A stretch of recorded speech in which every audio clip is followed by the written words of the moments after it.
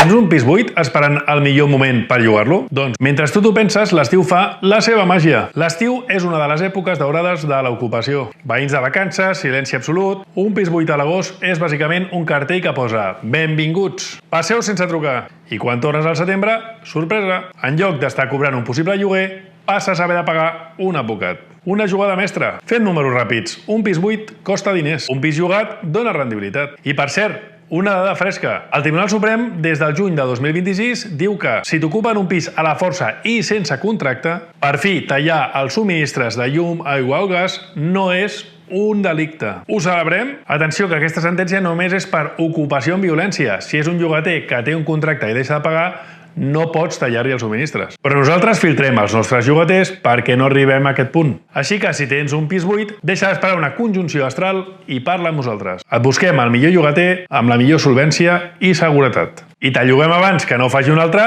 sense demanar-te permís.